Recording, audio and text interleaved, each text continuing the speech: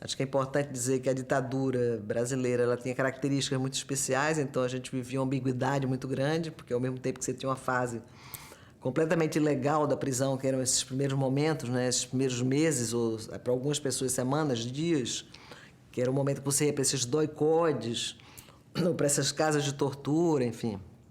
Sua prisão era completamente ilegal, aí você não tinha contato com ninguém, nem com família, nem com advogado, nem com ninguém. Mas depois a sua prisão era legalizada.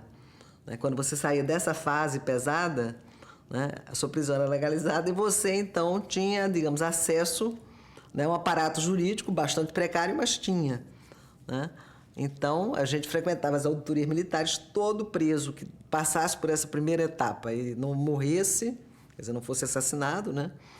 Ou não fosse colocado em liberdade, porque alguns dali mesmo já, né, prenderam muita gente, que do doicode mesmo foi solta.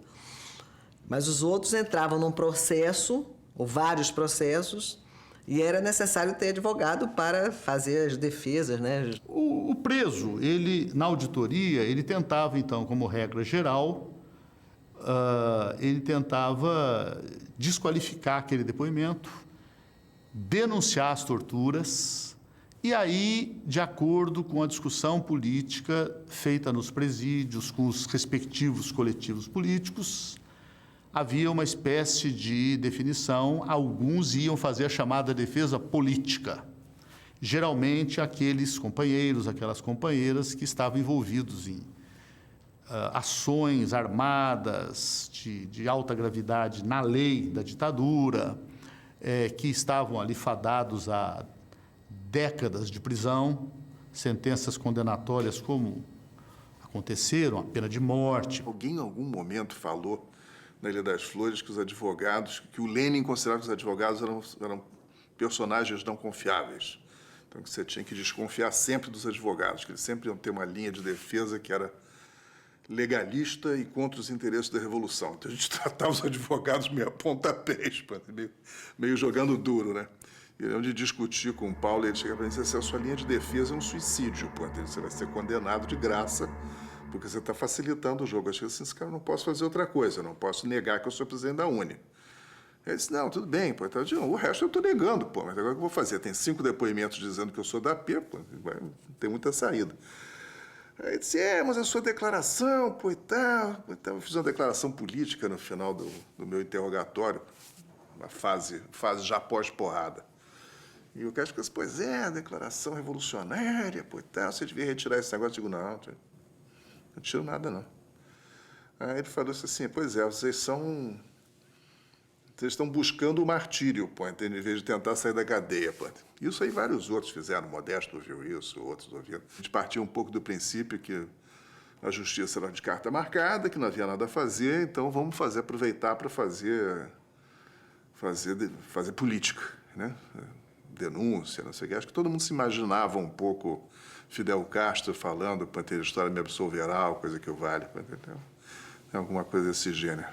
A obrigação do advogado é defender o seu cliente. Eu costumo dizer que o advogado criminal não é cúmplice da mentira.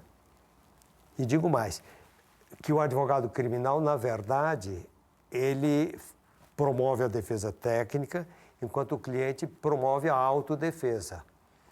O advogado, ao promover a defesa técnica, tem a obrigação de fazer em benefício do cliente tudo aquilo que ele faria se fosse advogado. Então, evidente que não precisaria alguém chegar lá para que se proclamasse habemus confidentem réum, temos um réu que confessa. Não. Por pior que fosse o processo, a saída era sempre pela tangente, principalmente a tangente da negativa ou da diminuição de participação naqueles fatos. Eu não estava lá como advogado para promover ninguém à condição de herói, de mártir. E, nesse sentido, eu tinha sempre uma conversa muito franca com o cliente e dizia, olha, a minha linha é essa, você concorda?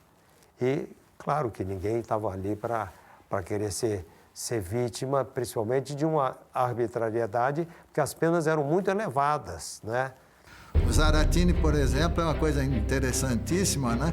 Que ele foi preso, depois ele foge, né? Ele foge do Recife, e ele é chamado, então, quando ele vai preso, para depor perante o juiz.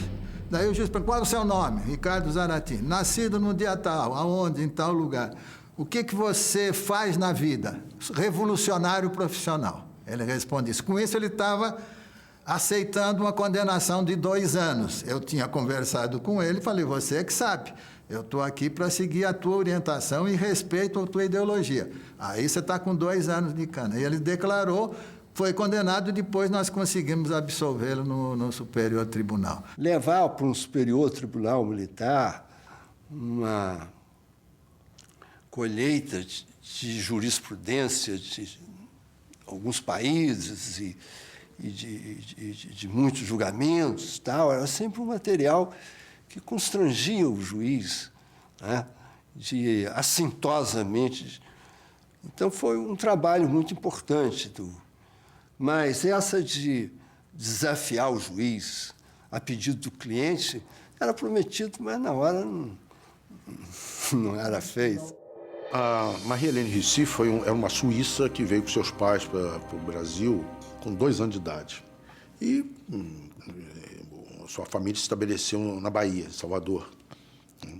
E durante a sua vida universitária, ela participou de um movimento estudantil, chegou a ser presa e foi condenada na Lei de Segurança.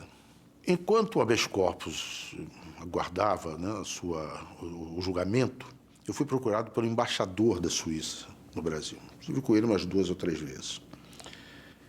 E ele, nessas conversas, me disse o seguinte: eu fui embaixador da Suíça em Cuba, e como poucos países mantinham relações diplomáticas com Cuba, eu representava esses outros países. Então, eu tenho uma vasta experiência, né, em questões dessa natureza, né, e dizia que se ela escrevesse uma carta, ele negociaria com o governo brasileiro, com grande chance de sucesso, né, a sua permanência no Brasil. Eu ouvi e perguntei: mas que carta? Uma carta deve conter tais pontos. Era uma carta de arrependimento, né? Uma carta de arrependimento como tantas outras que a ditadura fez uso, né? E eu ouvi e ele: olha, o senhor tem que convencê-la. Eu falei assim: não, senhor, é meu dever, já que eu aceitei conversar com o senhor, transmitir o que o senhor está me dizendo. Eu vou transmitir à advogada dela, ela está presa, vou transmitir isso à doutora Runilda, que vai levar a ela o que o senhor está propondo. Mas o senhor tem que convencê-la. Eu falei assim: não, eu não vou falar nada, vou me limitar a transmitir. Mas se ela me perguntar a minha opinião, eu vou dar a minha opinião. Eu vou dizer a ela que ela não deve assinar. Mas nem foi preciso. Nem foi preciso. A Ronilda esteve com ela, e entrou em contato comigo. Ela ficou tão indignada que queria até que a ENI caçasse o subestabelecimento que me dera para poder atuar no habeas corpus. Ele explicou que não foi nada disso, que não era proposta minha, né? E o habeas corpus foi negado e a Suíça, Marie-Hélène Ricci, veio a ser expulsa do Brasil. Voltou ao país posteriormente. O Sr. Sequinho, um dia, ele até me impressionou, eu fiquei puto com ele, porque ele esculhambou a nossa revolução perante o juiz militar, né? Que ele disse: não está vendo? Isso não é revolução, isso não é uma revolução, é uma opereta. Esses rapazes não estão equivocados em relação à sua forma de luta. Eles não têm capacidade para isso que esses documentos revelam. Eles não têm condições de tomar o Estado, de tomar o poder, de fazer uma revolução. Isso é uma opereta. Eu gostava de que os militares soubessem, não é, que eu estava ali não para fazer protestos políticos apenas, mas que eu sabia exatamente todas as dimensões daqueles instrumentos que eram do nosso cotidiano de trabalho. Eu conhecia bem, eu acho que eu fui bastante valorizada nesse sentido nos tribunais superiores, no Superior Tribunal Militar e até no Supremo Tribunal Federal. Eu lembro de uma defesa que eu fiz de pena de morte do Ariston Lucena, que mudamos a pena de morte que tinha sido imposta a ele, e que foi uma defesa, foi política, mas foi técnica também. A defesa era coletiva. Nós defendíamos todos os acusados. Não tinha essa coisa, a culpa do... Não tinha conflito. A gente procurava, enfim, defender no sentido amplo, né? Político, né? Crime político, dos inimigos do regime, não impedir que a política tivesse predominância no julgamento. Cada um tinha um estilo. Então, nós organizávamos a fala. E é júri, porque a defesa é oral. Na Justiça Militar tem a parte toda escrita e tal, de alegações, mas o julgamento é oral, é como no tribunal do júri, é ali no gogó. Então, nós dividíamos. Então, tinha uma tese. O Heleno Fragoso era um exímio expositor, professor de direito, tinha autoridade, porque não era nenhum homem de esquerda, era um homem professor, começou a advogar tarde, já quando era um autor consagrado. Aí o Heleno abre. O Heleno abre e dá aula. Diz, não cabe o artigo tal, dá a tese de direito. A partir daí, ninguém precisa voltar ao assunto. A gente diz, olha, como disse o professor Heleno, não cabe o artigo tal, isso ele já falou, porque eu estou de acordo. Então, a gente podia avançar, ninguém tinha que ficar repetindo, porque o Heleno fazia esse papel. E ele fazia, falava e ia embora. A gente depois ligava para dar o resultado. O segundo era alguém... a gente organizava de acordo, um jeito que era um contador de história, tal, não estudava muito o processo, mas era um jeito, sabia entreter. Então, a gente botava esse cara para entrar num determinado momento, porque ele desanuviava e tal. Aí viu um outro que era mais monótono, aí bota esse monótono. Depois tinha outro que era explosivo, emotivo. Então, nós dividíamos, nós colocamos a ordem de defesa de acordo com o temperamento e o estilo de cada advogado. Isso dava uma unidade extraordinária. E tinha um cara que terminava, né? O último a falar tinha que ser sempre um advogado que tivesse uma capacidade oratória de emocionar. Então, o Varistinho já morreu,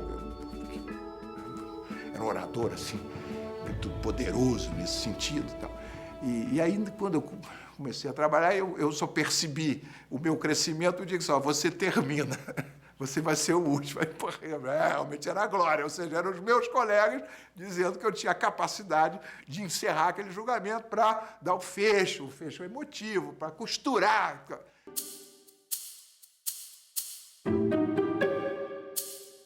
Se você quiser rir, a gente pode rir da tristeza brasileira do período. Posso contar histórias de rir nesse período de chorar. Naquela época, você viveu.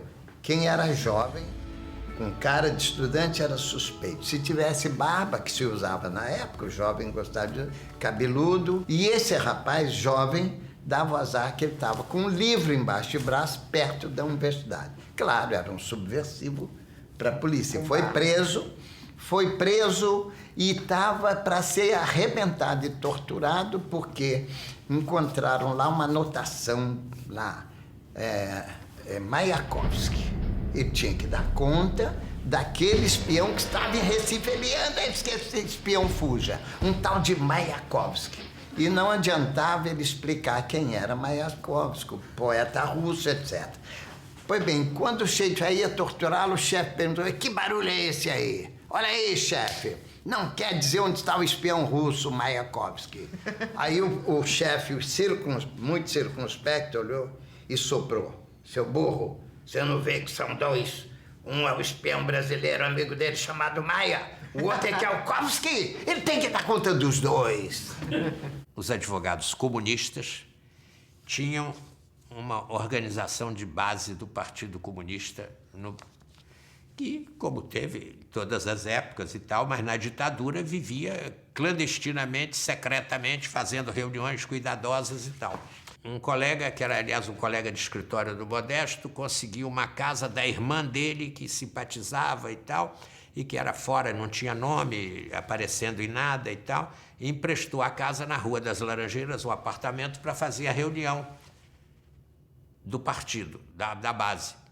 Então, a reunião era às 8 horas da noite, tinha que entrar um a cada 5 minutos, então começava a entrar desde as 7 horas, né? Entraram lá uns 8 ou 10, uma coisa assim, e no final, o último a entrar era o Paulo Argüelles, um belo advogado, militante de lutas de camponeses e tal. Ele vai entrando assim, vai subindo a escada da portaria para um aeroílis preto, com certo tremor assim na calçada e um outro carro atrás.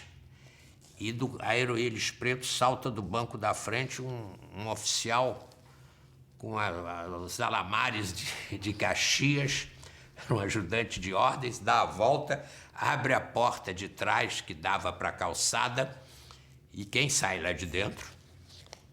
Marechal Humberto de Alencar Castelo Branco, presidente da República. Era o presidente da República entrando naquele prédio também. Aí aquela coisa, eles se encontram assim na entrada, ele aí prossegue, também não podia fugir, porque no outro carro já saltaram os caras, era segurança. Aí ele vai junto, né? Então ficam os três diante da porta do elevador. Aí chega o elevador, ele oferece a vez para o Castelo insiste que é ele e tal, então ele entra, o Castelo entra, e o oficial, ele vai para o quarto andar, ele, boa noite, presidente, como vai e tal. O presidente cumprimenta muito atenciosamente, ele aperta para o quarto andar, que é onde ele ia para a reunião, e o Castelo aperta para o sexto. Então ele salta, boa noite, presidente e tal, entra na reunião, ele era meio mulato assim, ele entra pálido de espanto. O que foi, Paulo? Sabe quem subiu no elevador comigo? Castelo Branco. Aí, pô, Paulo, já bebeu, pô, antes da reunião? Ele fala, não, é verdade, e tal, olha na janela aí, vê quem tá lá embaixo. Tal, aí houve aquela coisa e tal, aí chamam a dona da casa, né? O que houve? Castelo Branco vem aqui no seu prédio? Ela falou, já veio algumas vezes. É que tem uma prima dele que mora aqui, ele às vezes vem visitá-la, é no 6º andar. Aí, pô, então pronto, tem Castelo Branco no 6º andar, reunião de comunistas clandestinos no 4º andar. Como é que fica? Então não vai haver reunião, dissolver a reunião, sai um de cada vez, discretamente e tal, porque não fica bem, né? Nós fazíamos um teatro. A auditoria era uma coisa que você adoraria, porque era um verdadeiro teatro. Era o promotor, o advogado, tudo certinho, os juízes, né? Um militar sisudo e tal, mas totalmente do lado do exército, os militares sorteados, né? A gente já sabia qual era o resultado final, mas tinha que fazer aquilo. E era importante, os clientes queriam, porque era importante ser absolvido, claro, né? Mas era importante também denunciar a tortura, era importante dizer o que aconteceu, era importante denunciar a violação da lei da ditadura. A lei da ditadura era violada. E às vezes com essas defesas tinham alguns efeitos razoáveis, né?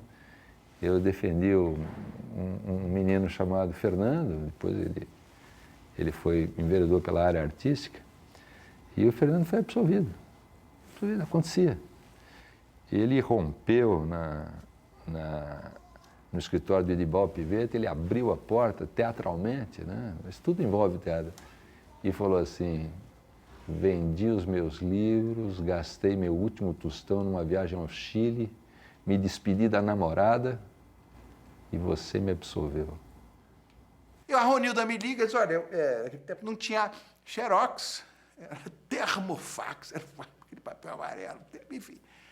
E correio, né? Não tinha e-mail. Tem um julgamento dos meninos aqui da Bahia, você pode defender, claro, manda aí, manda alegações, manda apelação, manda alguma coisa para a gente ver o que é. Tá bom, vamos mandar pelo correio. Chegou pelo correio, né? As razões de apelação da Ronilda lá, com os dados, para ver que ele defendeu os 5, tantas pessoas lá, um grupo. Quando eu olhei, era o grupo de um partido que chamava Partido Operário Revolucionário Retado e Armado. A sigla era porra. Eu olhei aquilo e falei, pô, não é possível. Condenados a 12 anos, 15 anos e tal. Eu fui para a tribuna. Falei, bom, como eu vou sair dessa? Eu vou tentar fazer uma graça, né? Fui para a tribuna, um soco na mesa e disse, porra! Aí, por um segundo, o presidente do tribunal pôs o dedo na campainha, chamar os fuzileiros, mandar me prender. E aí, daqueles segundos, é o nome da organização. Os caras, isso não é sério, isso é coisa de baiano, esses meninos aqui, bobagem, depois partido porra, esse partido porra. Isso, olha, isso tem 40 anos, você fala em porra 40 anos atrás, impensável, naquele ambiente, com oficiais generais e tal. Eu achei que eles iam achar, que bom, eles iam achar graça e iam absolver. Eles ficaram indignados, confirmaram, até aumentaram a pena. No meu escritório, nós tínhamos 3 telefones, ou seja, 3 números. Eu achava que um deles estava grampeado, que era uma coisa até grosseira, né? Um chiado. E nós tínhamos uma secretária que tinha um sobrinho que era engenheiro da Tele Brasília. E aí ela pediu ao sobrinho que verificasse se havia alguma escuta telefônica naquele número determinado. Aí ele veio com a resposta, tá sim, mas vocês têm mais outros 2 telefones e os 3 estão grampeados. Eu falava, eu comuniquei isso aos colegas, né? Inclusive a Eni, né? Mas a Eni tem aquele jeito dela, atirado, né? Ela procurava desmoralizar, né? Aquele que estava grampeando, ou aqueles que tomariam conhecimento da conversa telefônica, né?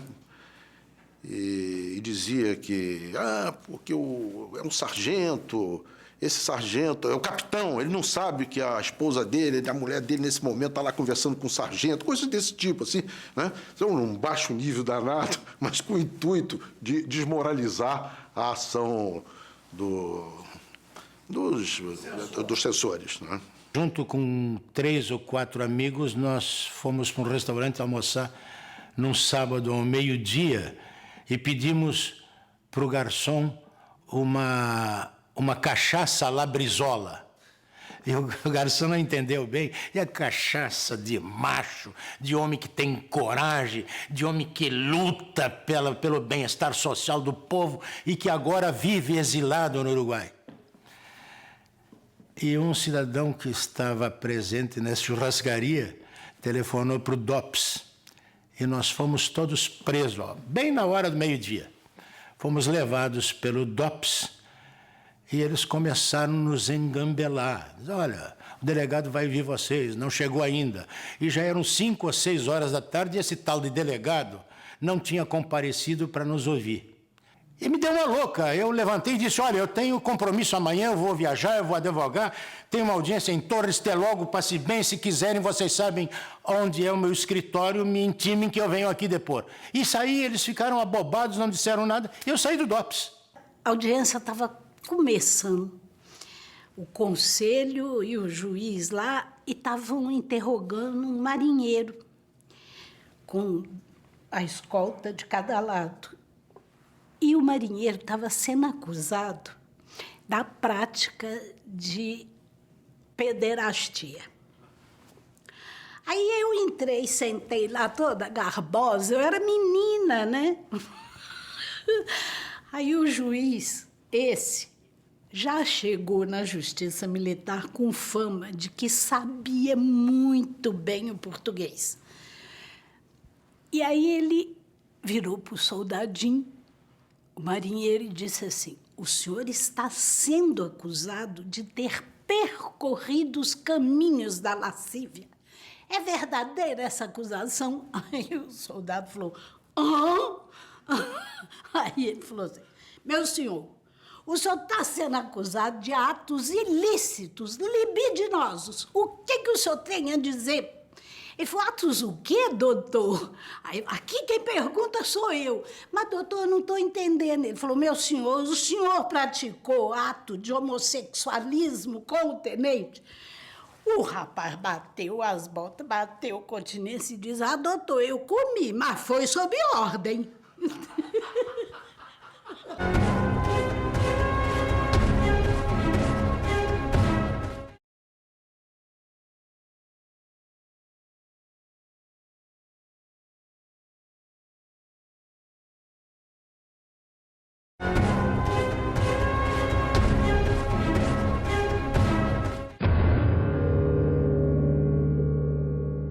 Eu tenho alguns clientes que foram mortos.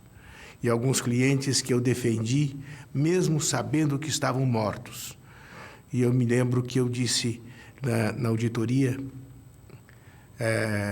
na presença desse juiz, o Nelson Machado Guimarães, na presença dele, eu disse que eu estava defendendo uma memória, quando na realidade eu estava vocacionado a defender liberdades.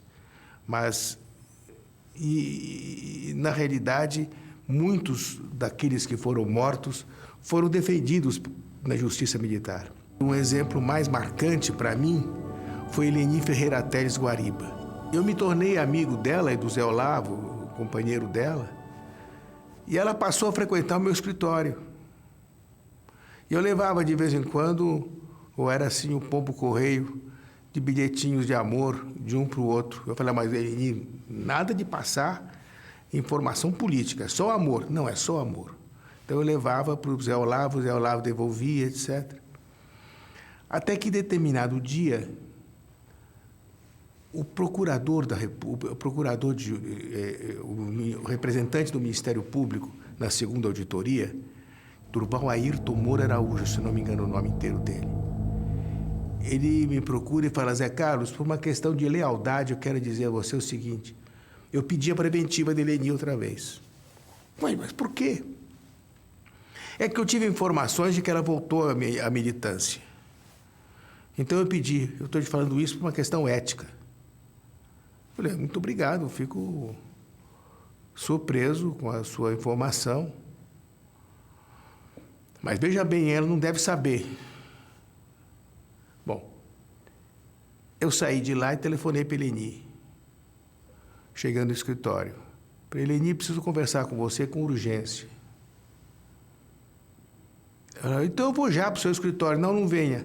Eu estou muito ocupado hoje e eu vou precisar sair.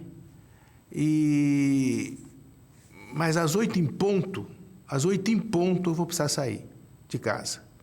E quando eu falei 8 em ponto, é óbvio que a palavra ponto foi logo entendida como sendo é o meu encontro, porque o ponto era na linguagem da clandestinidade era o encontro. Às 8 horas, eu me lembro, deixei minha mulher, meus filhos, estava minha sogra, meu sogro. Eu desci do apartamento. Quando eu olho, na frente do prédio, tinha uma veraneio, uma C-14, com alguns tiras dentro, alguns agentes dentro. E é claro que não precisa estar uniformizado, porque todos têm a mesma cara, têm o mesmo jeito. Eu falei, meu Deus, doicode na porta de casa, na hora que eu vou encontrar com a Eleni. Eu pensei, vamos ser presos. Eu vou para a porta e eu vejo a Eleni vindo na minha direção. Na hora que a Eleni se aproxima, eu dou um abraço nela. Eu abracei e falei, Eleni, cuidado, o doicode está aí olhando. E você foi pedida para sua prisão preventiva. Outra vez? Falei, outra vez. Eu reparei que ela estava com o cabelo tingido. Ela falou assim, eu vou embora. E aí ela foi para o Rio de Janeiro. Foi encontrar-se com o Onestino e, em seguida, foi presa junto com ele e acabou sendo morta na casa de Petrópolis. Eu fui instrumento desta violência. Eu fui usado, porque no momento em que o Durval Moura Araújo, que é uma pessoa que, para mim, marcada pela traição, no momento em que ele me fala que ela ia ser, que tinha pedido a prisão dela, ele estava querendo que eu contasse. E é claro que eu, como advogado, iria contar. E o fato de estar lá, o doicode no meu apartamento, tudo isso, quer dizer, eles reconstituíram todo o trajeto da Eleni a partir da minha pessoa. Então, isso é uma coisa que é profundamente traumatizante para mim. Um caso, dentre outros, que me abalaram, foi o de José Mendes de Sarroris, que era um sargento que estava perseguido. Era um perseguido político. E eu achava que ele, enquanto não fosse preso, não deveria se apresentar, porque ele seria inexoravelmente condenado em uma situação difícil, e nem sei como seria a vida dele. Ele era muito... Ele tivera uma posição política muito atuante e era muito odiado. Acontece que prenderam o filho dele e diziam que só soltariam o filho dele se apresentasse. Ele me procurou, eu disse, olha, eu não vou te apresentar porque eles vão te matar. Tenho quase certeza, pelos dados que eu sinto, eles vão te matar. O que eles podem fazer, o filho não praticou nada, eles vão ter que soltar seu filho. Não acredito que o ódio não é dirigido a seu filho. Mas ele, não sei se pressionado pela família, qual foi por ele mesmo, o coração dele, ele se apresentou, soltou o filho e lá mataram ele.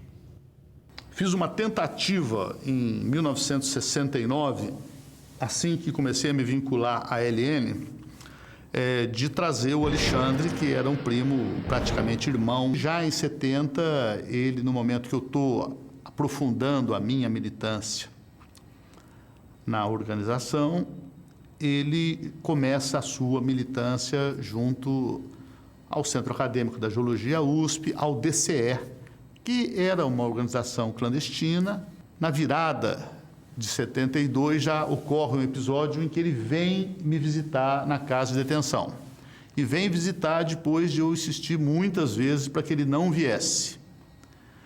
Então ele veio, e eu entendo que a vinda dele, a insistência de vir me visitar contra as recomendações minhas, perigo disso, aponta no sentido de que ele não tivesse o envolvimento que o DOI-CODE diz que ele tinha quando matou.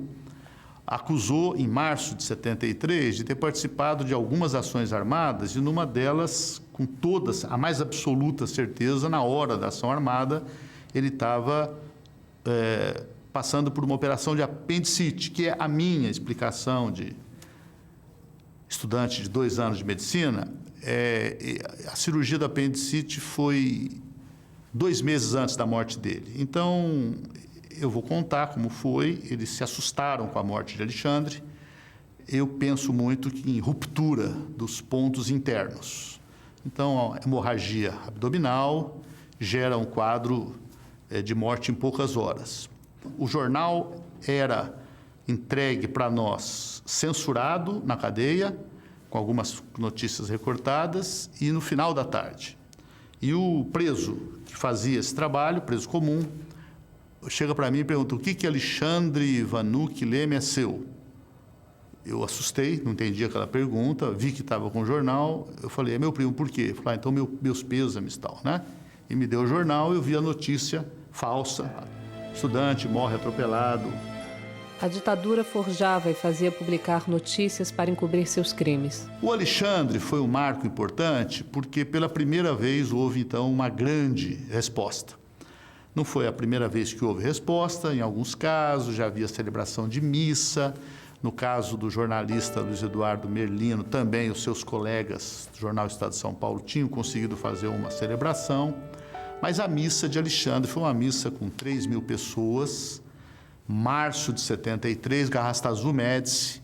Então, quem foi para lá foi sabendo que podia ser preso. Sérgio Ricardo, quando vem cantar Calabouço, ele está colocando o seu pescoço em risco. Dom Paulo Evaristo Arnes celebrou, Dom Angélico Sândalo Bernardino concelebrou, foi feita uma homilia. Quem canta traz um motivo que se explica no cantar. é filho de Aquiles, também tem seu calcanhar. Por isso o verso é a bis do que eu queria explicar. Cala o peito, cala o beijo, calabouço, calabouço. Nascido em 1911, José Ferreira de Almeida saiu de Piracaia para São Paulo. Fez carreira na Guarda Civil e, com a extinção da Guarda em 1969, virou tenente da Polícia Militar. Segundo Nazaré, sua esposa, o tenente só tinha ideias avançadas demais para o período, já que lutava por salários melhores e fazia outras reivindicações para sua categoria. Ele ficou preso numa cela ao lado da minha. Eu fui preso no dia 3 e no dia 7 de agosto, se não me falha a memória, ele foi assassinado. Morreu sob tortura, enforcado. Apareceu da mesma forma, pela justificativa que o do Herzog. Vladimir Herzog se apresentou espontaneamente para um depoimento. E as circunstâncias da morte eram muito parecidas. No caso do Vlado, foi dado como enforcado, como suicida. Fiel filho era um operário, um homem ligado com a família. O crime dele, se é que se pode considerar esse crime, né, quer dizer, um absurdo, foi de que ele estava distribuindo o jornal A Voz Operária entre os metalúrgicos, os operários. Assim como nos casos de Vanuc Leme, Tenente Almeida e Herzog, os órgãos de segurança forjaram também a morte por tortura do operário Manuel Fiel Filho, declarando que ele se suicidara por enforcamento com as próprias meias. E no dia seguinte à morte dele, chega o carrasco do Aicode com um macacão, né, que ele usava e entrega para a dona Teresa Fiel o resultado daquilo que tinha acontecido, que foi a morte dele, e tem até uma expressão que foi usada por um dos torturadores, quando ele constatou a morte do Fiel, ele disse: "O omelete está feito". Meu pai era Fernando Santa Cruz, um estudante pernambucano de Direito. Ele milita desde os anos 60 e ele vem para o Rio de Janeiro já fugindo da repressão em Pernambuco, isso no início dos anos 70, e nós, por conta dessa resistência à ditadura, acabamos mudando para São Paulo e meu pai fazia parte da AP, da Ação Popular, fazia ligação entre os que estavam na clandestinidade e os que estavam na normalidade, na vida oficial. Ele era um que estava na vida ativa, ele era um funcionário público de uma estatal, lá de uma empresa pública de São Paulo, e no Carnaval de 74 ele vai a Copacabana encontrar um colega, um militante, um amigo chamado Eduardo Collier, também nordestino como ele, e os dois desaparecem, isso num sábado de Carnaval de 1974. Minha avó, que lutou barbaramente para encontrá-lo, parentes, amigos, e nós ficamos sem informação durante muitos anos, até que recentemente um livro de um torturador capixaba, do DOPS, do Espírito Santo, esse torturador diz que o corpo do Eduardo Collier, do meu pai, foi resgatado lá da Casa da Morte, em Petrópolis, e levado para uma usina que pertenceria a um senador, a usina Cambaíba, pertencente a um senador da Arena, do antigo estado do Rio de Janeiro, e nessa usina teria sido local, no forno dessa usina, que eles incineraram os corpos que se desapareceram, dos inimigos da ditadura que estavam sendo torturados na Casa da Morte. A Antígona é de Sófocles, né? Tem direito a enterrar o seu morto, né? A Antígona, ela cavou com as unhas, né, para enterrar o irmão. Quer dizer, isso daí é 400 anos antes de Cristo. Uma questão que Sófocles, antes de Cristo, da Antígona, né, está presente hoje. Cadê o cadáver? A família quer o corpo, porque essa é a cultura ocidental. E eles têm direito ou não têm direito? Cadê o Rubem Paiva? Ou não tem? Os filhos dele não têm direito de enterrar o pai. Enquanto não enterrar o pai, é uma ferida aberta. Como não? A sorte que me reservas é um mal que não se deve levar em conta. Muito mais grave teria sido admitir que o filho de minha mãe jazesse sem sepultura. Tudo o mais me é indiferente. E se te parece que cometi um ato de demência, talvez mais louco seja quem me acusa de loucura. Antígona de Sófocles. Oficialmente, 144 presos políticos ainda estão desaparecidos. Porém, estima-se que este número pode ser pelo menos 3 vezes maior. Davi Capistrano foi deputado, foi líder político da esquerda, foi dirigente do Partido Comunista. E ficamos todos desejando que, se ele fosse um dia sequestrado, fosse pelo menos, ao menos, oficializassem a prisão dele para a gente poder atuar. Quando apanhado na fronteira, foi passando por todos os sofrimentos do caminho, lá do Rio Grande do Sul, até ser trazido a uma das inúmeras casas da morte que estavam instaladas. Então, eles fizeram pior do que haviam feito com Tiradentes. Não só o mataram na tortura, como depois o esquartejaram, e depois de esquartejados, retalharam partes desses quartos, penduraram em ganchos tipo açougue e penduraram no varal para aterrorizar todos os que estavam ou que seriam levados para a Casa da Morte de Petrópolis, ali no Caxambu, um casarão de família Loders. Ele era Mário Loders. Que eu saiba, escapou apenas uma pessoa levada para lá, escapou por, digamos, milagre. E outra, parece que escapou outra, mas nós não sabemos quem é. E essa que escapou se chama Inês Etienne. Deitada e com os olhos vendados, fui conduzida para uma casa que, com o decorrer do tempo, descobri situar-se em Petrópolis. Chegando ao local, uma casa de fino acabamento, fui colocada numa cama de campanha, cuja roupa estava marcada com as iniciais CIE, Centro de Informação do Exército. Fui várias vezes espancada e levava choques elétricos na cabeça, nos pés, nas mãos e nos seios. Nesta época, Dr. Roberto me disse que eles não queriam mais informação alguma. Estavam praticando o mais puro sadismo, pois eu já fora condenada à morte. Pedi-lhes que me entregassem à justiça militar, que eu responderia pelos meus atos. Negaram-me com um argumento de que sabia demais, e em tom de desprezo disseram que o Superior Tribunal Militar é brando no julgamento de casos como o meu.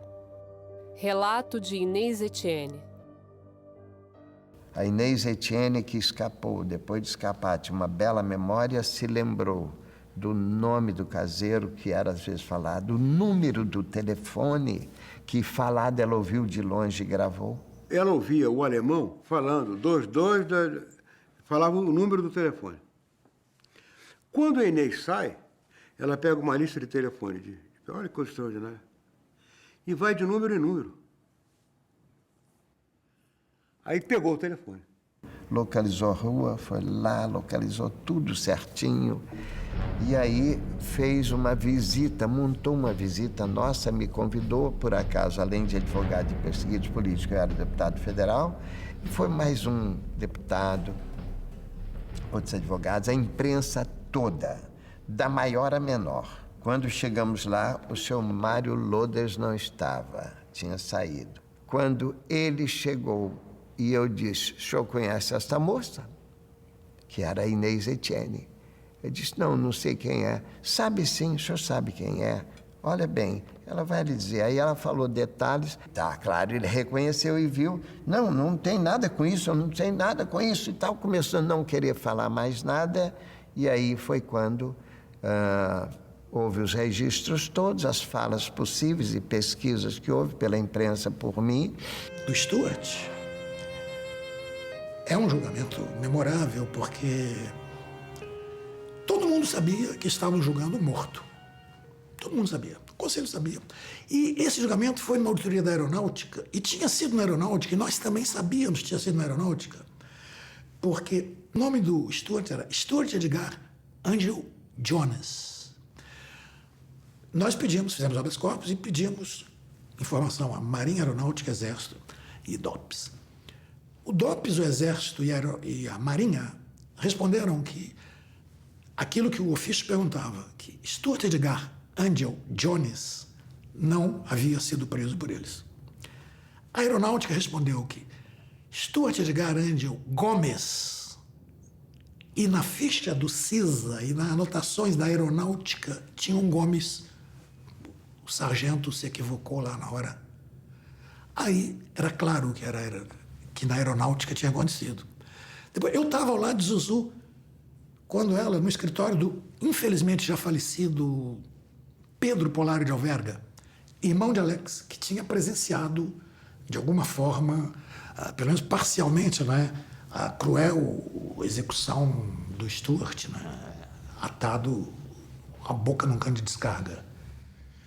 Eu cheguei a ter clientes que não chegaram a ser clientes. A família contratou e a gente não encontrou. Nunca encontrou. Um deles é a Ana Maria Nassinovic. E um dia eu fui a São Paulo, ver uma presa minha que estava lá, era outra que eu seguia para não desaparecer. Chamava Estrela d'Alva, hoje ela é professora de filosofia.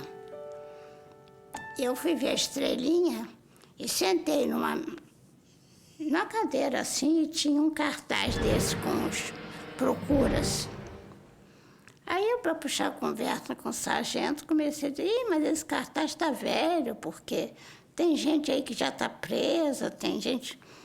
Tem essa, por exemplo, que a gente não sabe nem onde está, era a Ana Maria. Aí ele respondeu para mim, doutora, com essa a senhora não se preocupe não, com essa quando a gente pegar, mata. E mataram. No dia 10 de novembro de 1972, no Jornal Nacional, o Cid Moreira lê uma nota oficial do Primeiro Exército, dando conta de que foi morta num tiroteio a terrorista Aurora Maria Nascimento Furtado. E de manhã cedo, no dia seguinte, a família me liga e me pede para ver se eu conseguia liberar o corpo. Eu fui ao Exército, que não era no DOPS, eu fui para o DOPS, disseram que não era lá. E quando eu descia do elevador, um policial que me conhecia das tantas idas me disse, o corpo estava no IML, mas já foi para o cemitério no Caju. E eu fui para lá. Cheguei lá, estava a Dirce Drache. Dirce Drache é uma advogada que trabalhou com Lino Machado. Quando eu cheguei, a Aurora estava já no caixão. Gente, é muito difícil lembrar isso. Ela foi posta um pano branco rasgado na manga e aqui para imitar um vestido. A gente foi cobrindo de flores.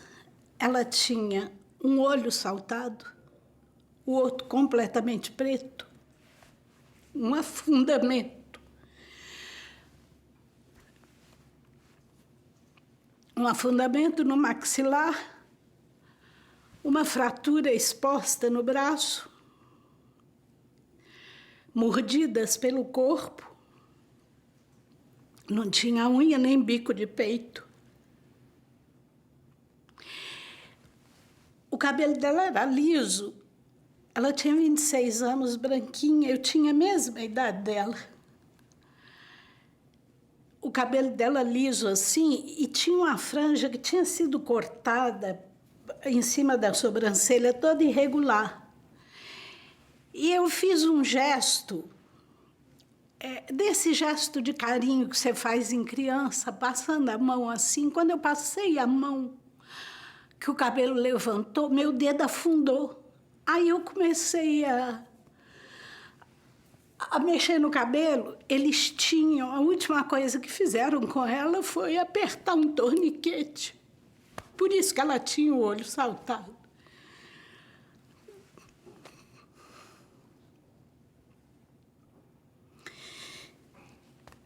Quer dizer, a única prova é a minha palavra e a da Dirce.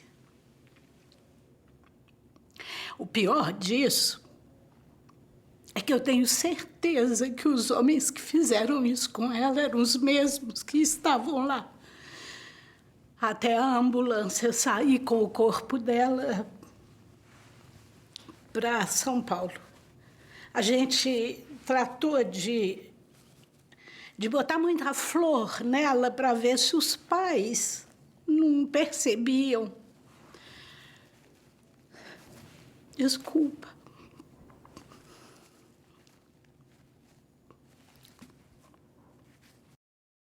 Desculpe terminar assim, mas esse é um pedaço do Brasil que foi ocultado durante muito tempo.